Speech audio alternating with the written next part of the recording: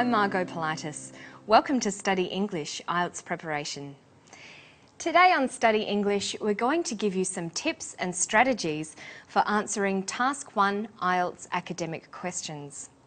We'll look at what's involved in planning an essay, and then we'll try planning answers to some practice questions. Task 1 of the IELTS academic module asks you to describe data. The keyword is describe.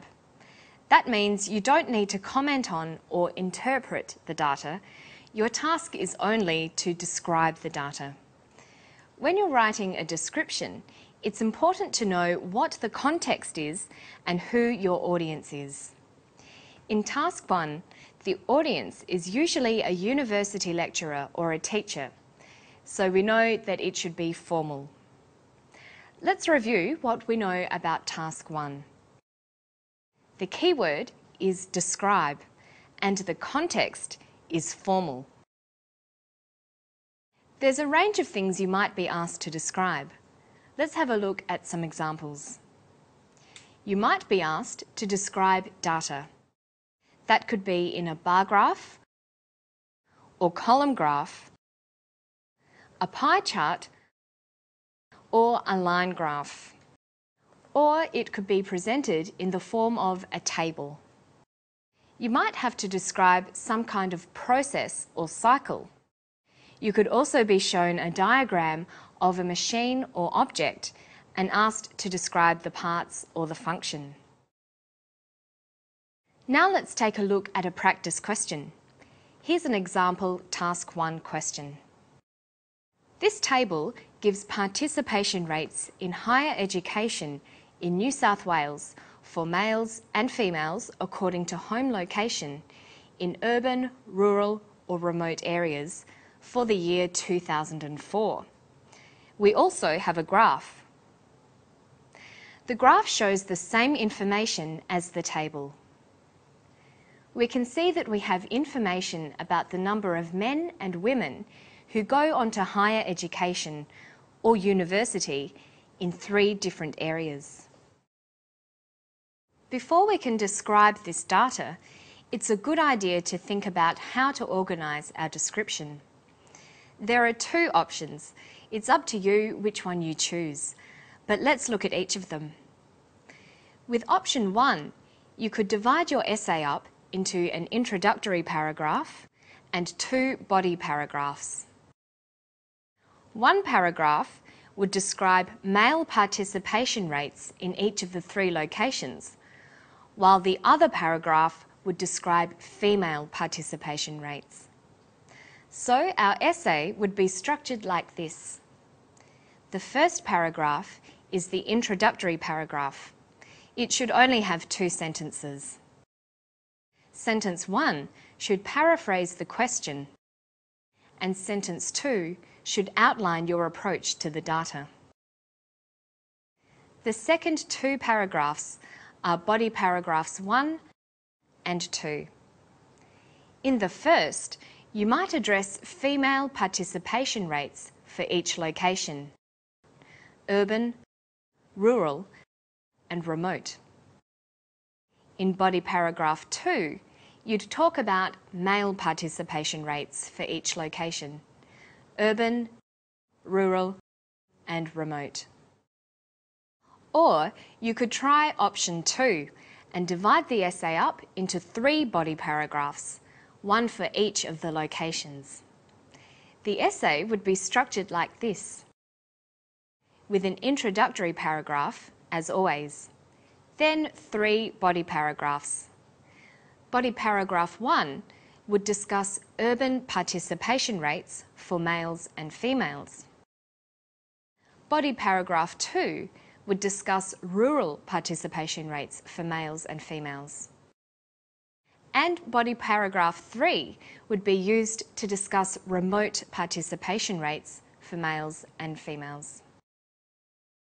There's no clear answer as to which way is better. They are both correct.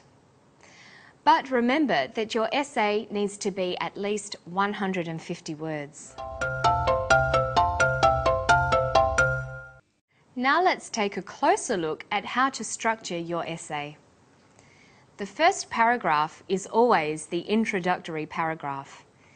There should be 2 sentences in your introductory paragraph. Sentence 1 aims to paraphrase the question by telling the reader what the topic is. It is important not to just copy the question. You can use the language of the question and build your own sentence. In sentence 2, outline how you will organise the data and therefore how you'll organise the essay. Let's try to write our introductory paragraph. It might look like this.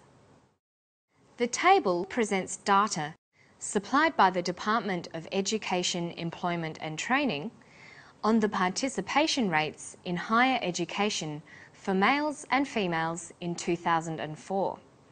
The data is for 3 locations: urban, rural and remote. So our first sentence tells us about the question. It includes information about where and when the data has come from. Our second sentence tells the reader that we have divided the data into 3 sections.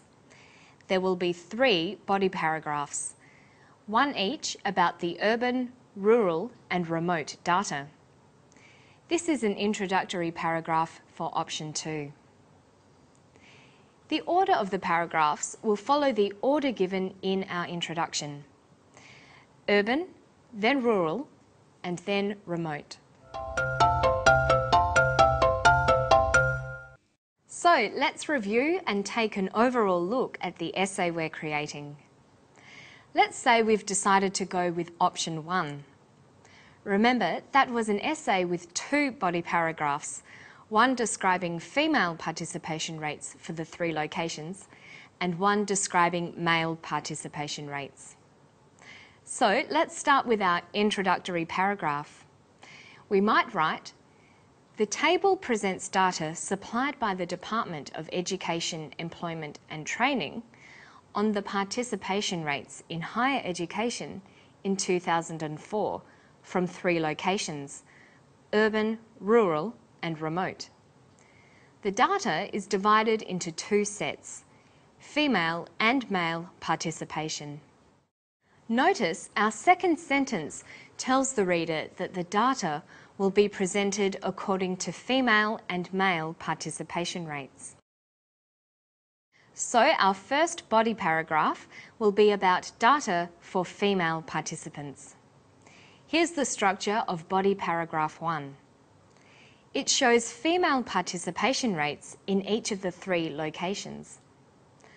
Body paragraph 2 will describe male participation rates for each of the 3 areas.